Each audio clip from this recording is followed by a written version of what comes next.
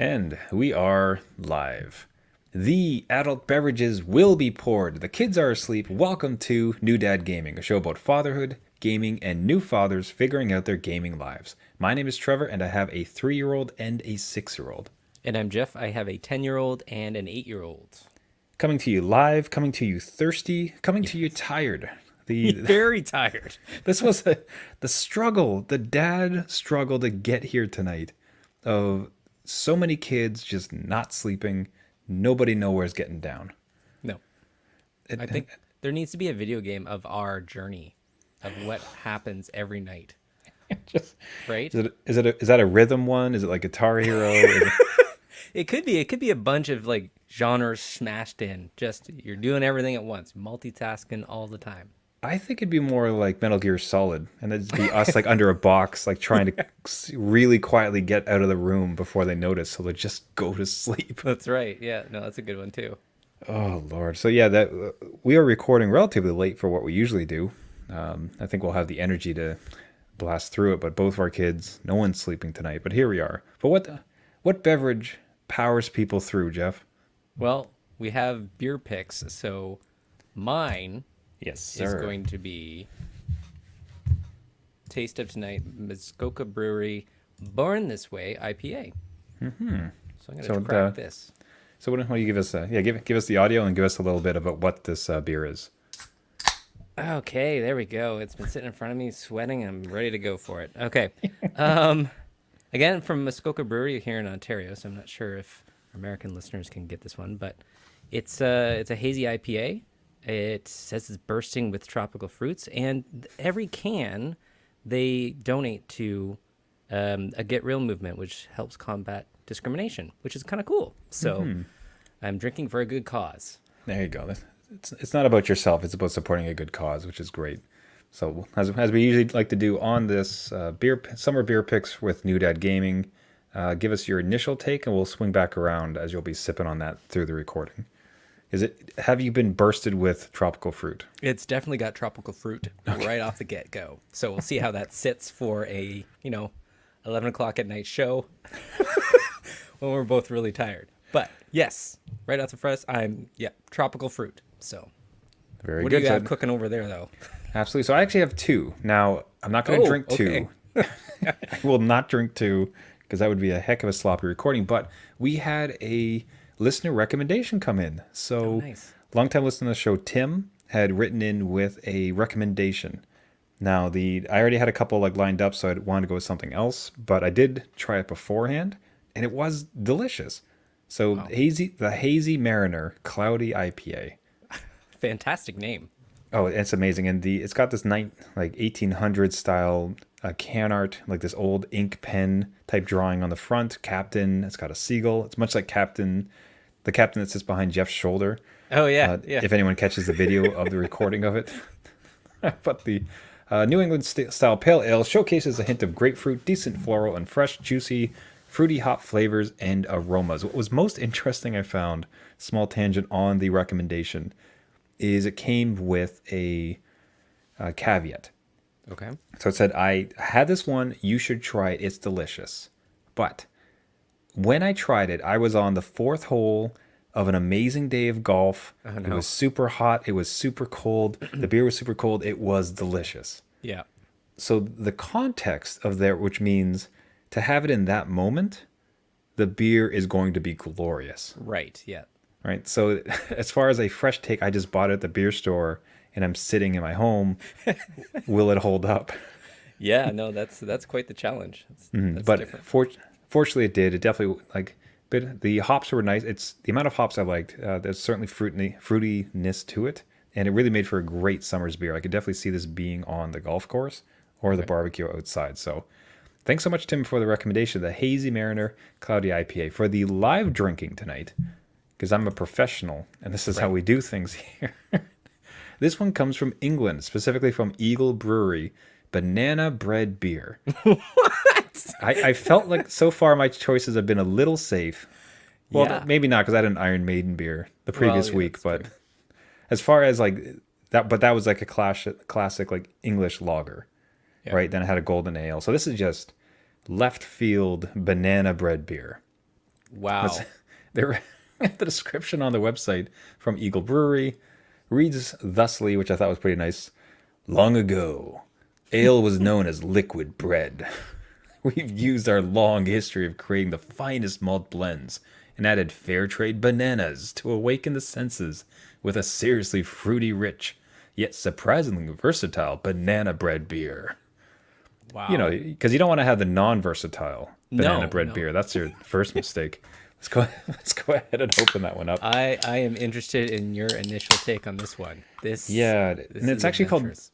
a flavored beer on the side. So I don't know that they kind of just arrived at banana bread. I think they're actually adding stuff to get the banana bread. But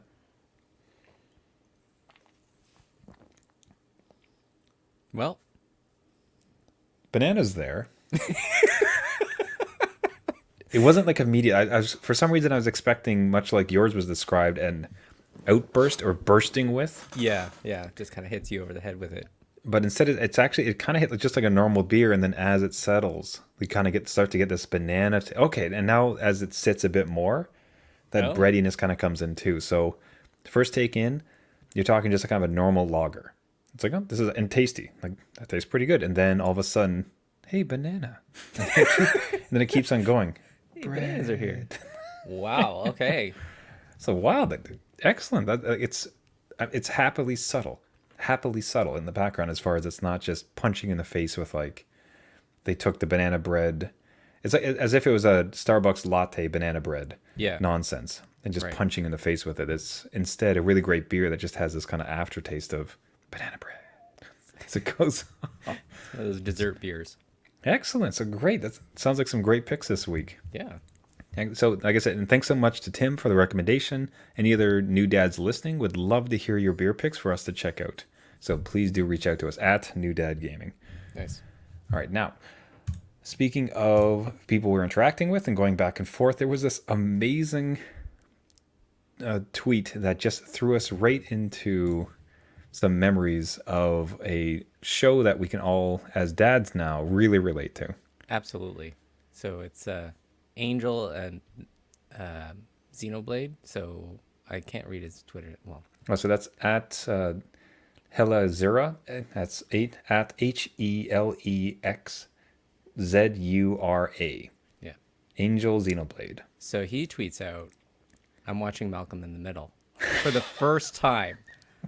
Right? And he's loving it. And my mind, and I'm sure your mind, again, as a dad, going back in your memories, watching Malcolm in the Middle, you were the kid in that show. And now you can reflect back and see like Hal had it rough. Hal's the most reasonable, Yeah. trustworthy, like relatable character that's ever been done. Yeah. Yeah. So I wish him all the best in watching this show. I have a couple great episodes in my mind again, all dealing with Hal, and what I have to do with my kids at home right now is probably all the writing for this show at the time.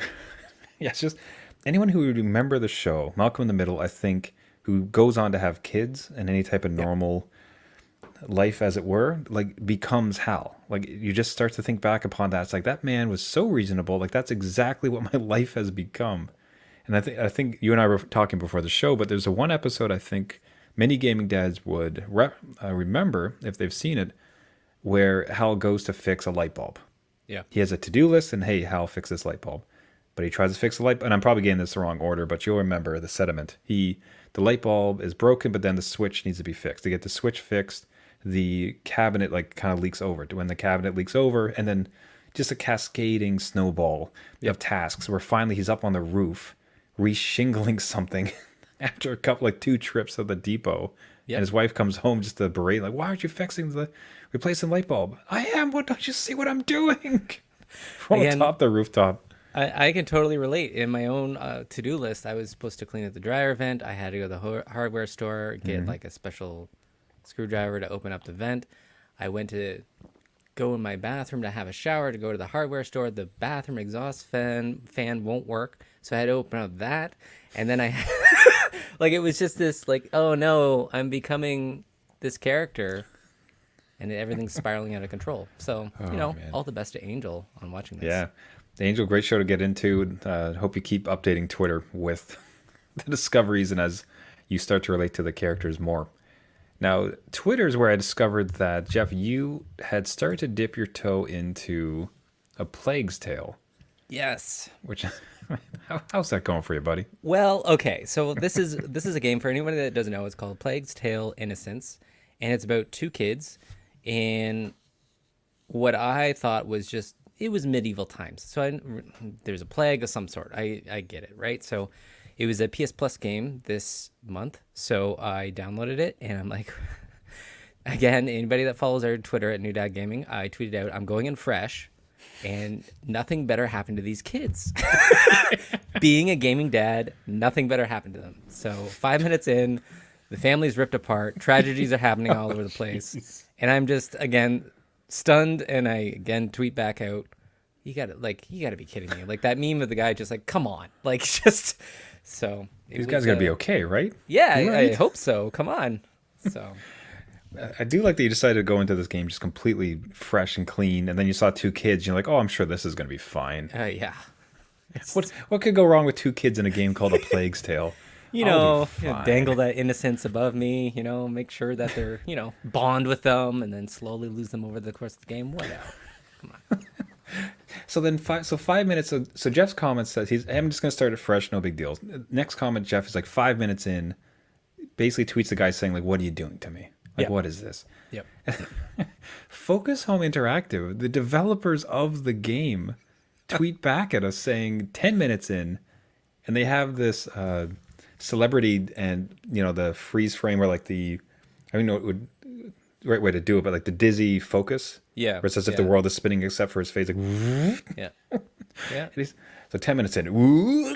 They know exactly what they're doing. Again, emotional roller coaster, and it's wouldn't recommend playing this one with your little ones around. That's for sure. No, it's not. It seems like it's been a journey. I'm interested to hear how it goes for the end. Hopefully, it's a good story. But it's wonderful to be called out there by Focus Home Interactive. So, thanks for the call out, guys. That's awesome. I'm sure the kids will be fine. New games appearing, and before I get into what games I recently purchased, there was a tweet from Jeff. Getting a bunch of value from Jeff's tweets this week. But Nintendo had one of those super rare sales. Oh yes. Where Rabbids was down to something like $8, like $9. It was crazy low. Yep.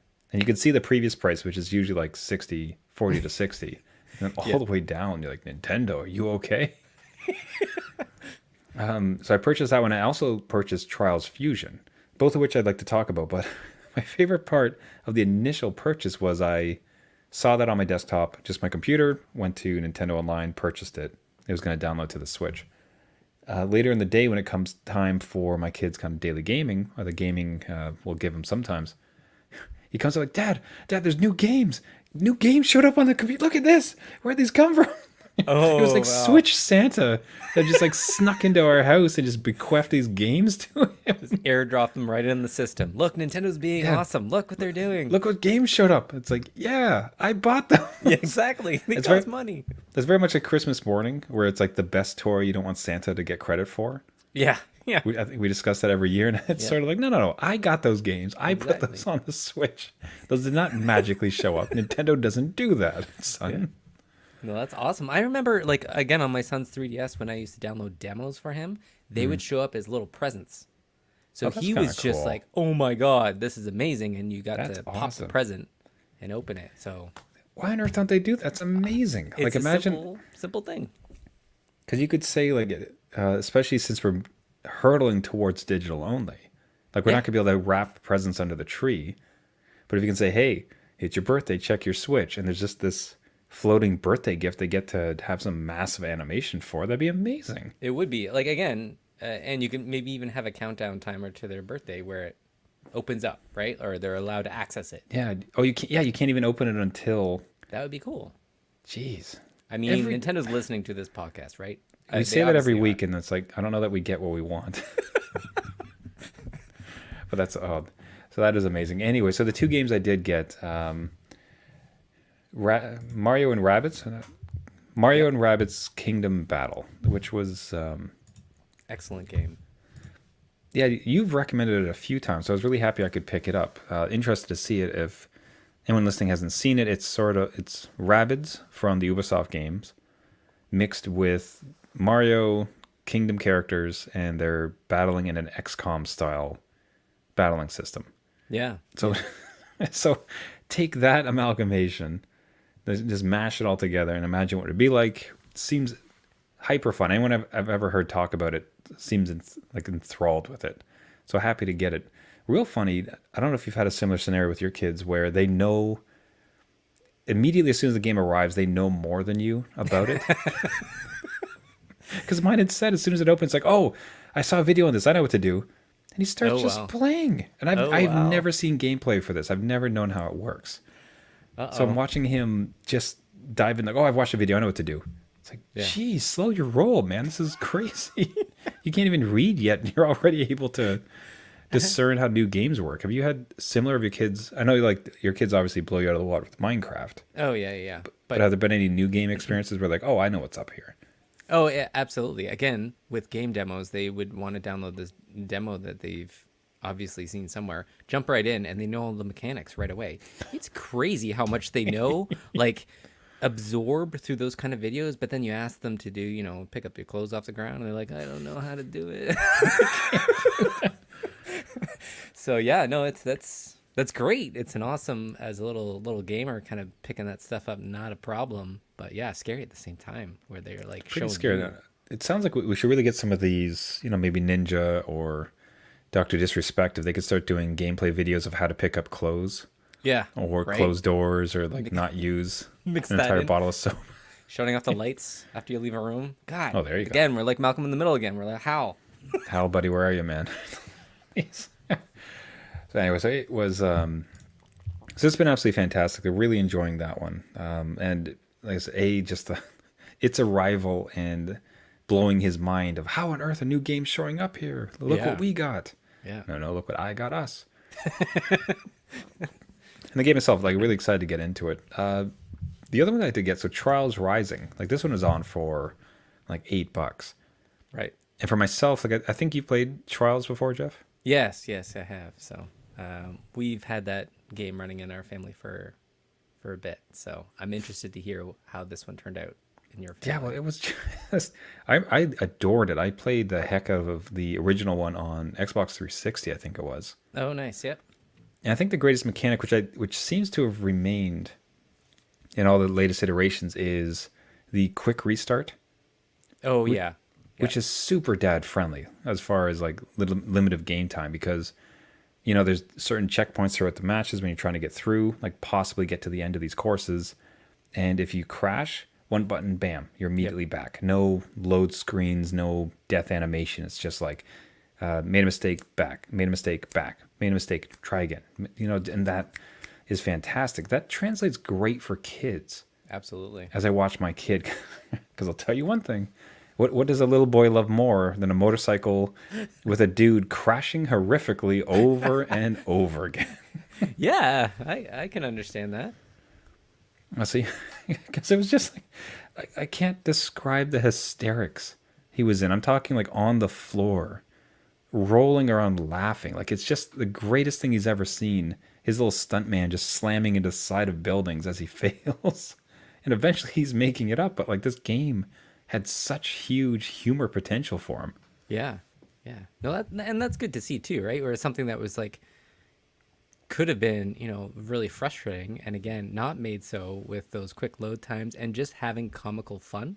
Do you know what I mean? Like it's just, and some of those courses are pretty like nuts, right? You're jumping over, bridges and canyons and all sorts of like, I remember buildings with like windmills and stuff and like crazy stuff going on. And my kids would die laughing at just the characters you can select in this thing. There's like a unicorn. That's right. The bike is replaced by a unicorn, and the animation of the unicorn going down the track. They, honest to God, I thought they were dying because there's no sound coming out of their mouth. They were just laughing so hard It's just like at those dry everyone heaves. being unicorns. So, Yeah, we're playing a video of it. Like, it's not just that it's a unicorn; it's a cat in a bandana with a gun Yeah. riding a unicorn.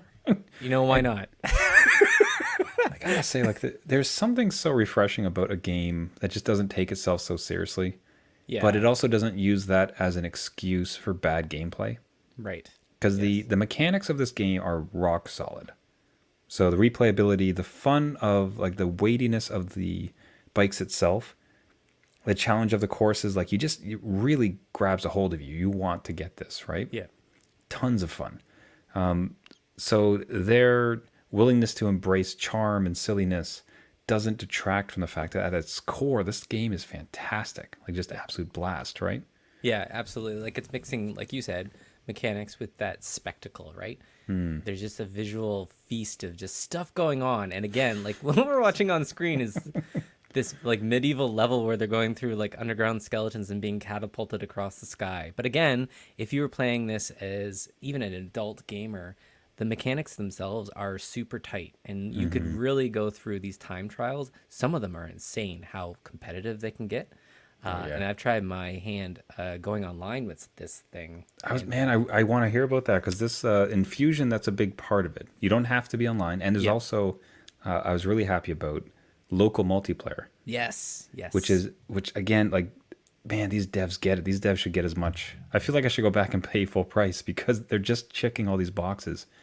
Super fun, great mechanics, local co-op, dad playability as far as like quick restarts. But anyways, this small diversion. Like, what is online like? Because that was prominently featured in Fusion. Infusion, yeah. I remember when again, I'm not very good at this game. So just to preface this, So let's set the table. I am coming from a place where I am not good at this game. But jumping online was like relatively painless. Like a lot of other games, like you're waiting in a lobby and waiting it to fill up. There's tons of people playing this game, and great. a match was found really easily. Everybody's in the game, and you're just off. So you're just going right. And I don't know who's online, but they are all pros. I am. I was losing like as soon as it was go.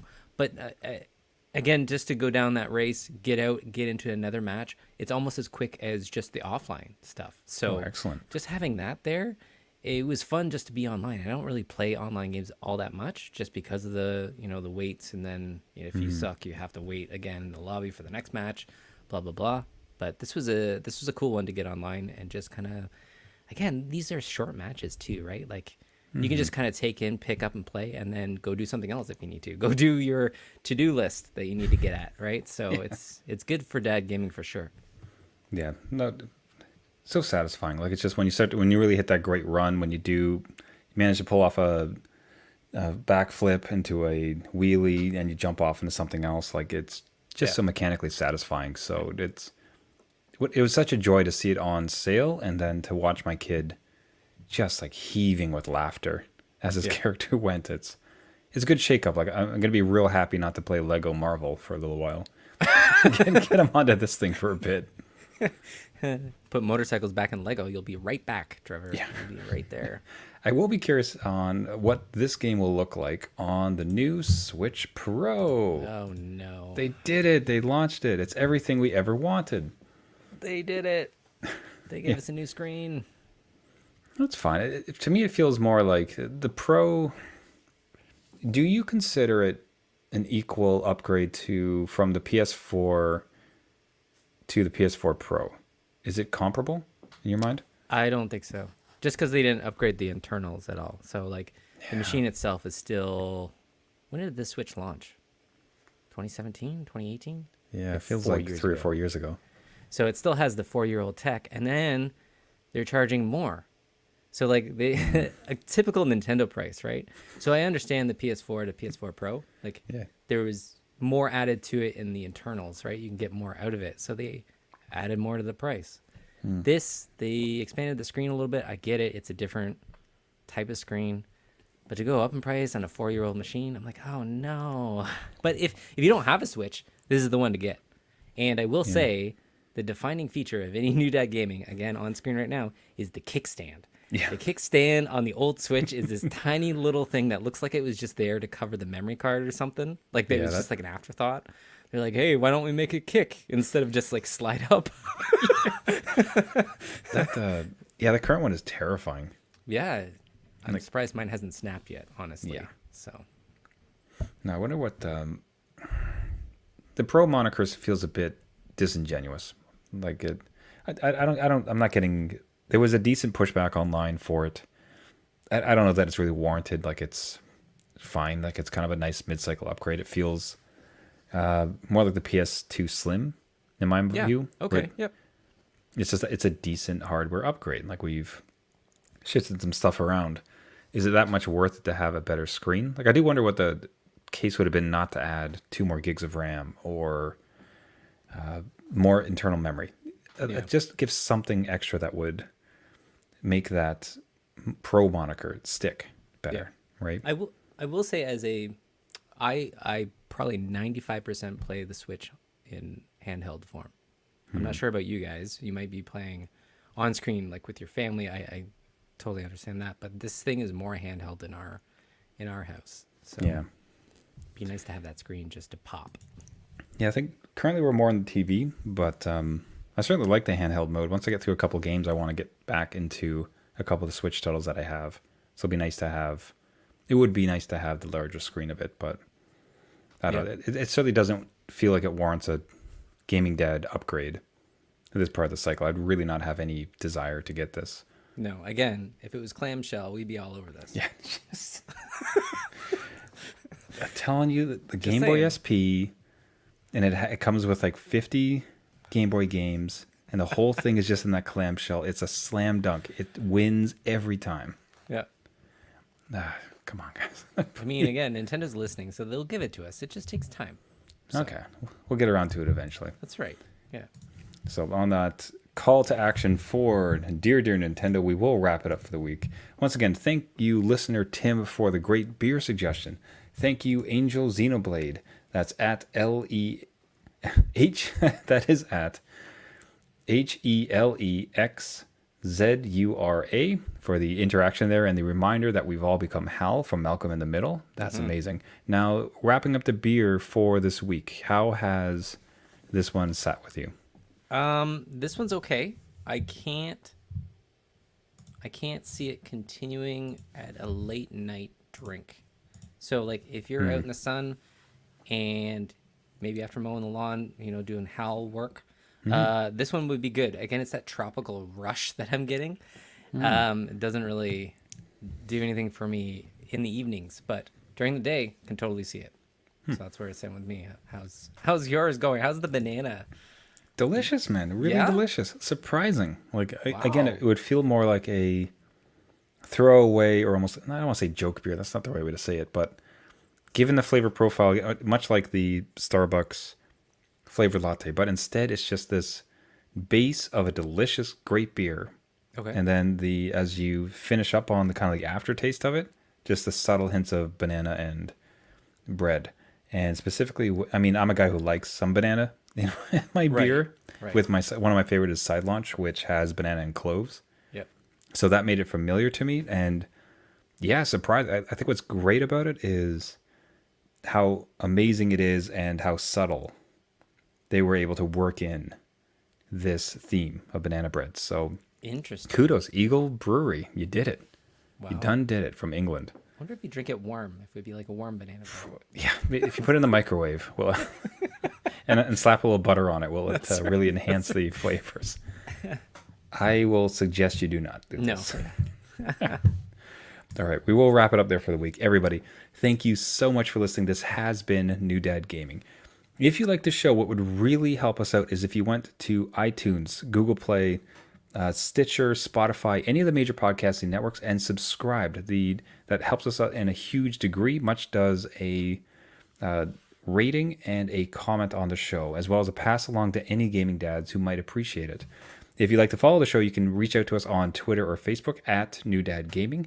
Absolutely love to hear from you. If you have your own favorite Hal, Malcolm in the Middle moment, you can send to us. If you have a beer pick for us to try. If you have another game on the Switch that we should magically have show up on our kids' consoles, would love to hear it. Love to hear from gaming dads like it. And as always, thank you so much for listening. This has been New Dad Gaming. And until next week, my name is Trevor, and I have a 6-year-old and a 3-year-old. And I'm Jeff. I have a 10-year-old and an 8-year-old. And just because you became a Hal. Oh, man, what's my line? I forgot. Life is unfair. I don't know. What was the theme song to the...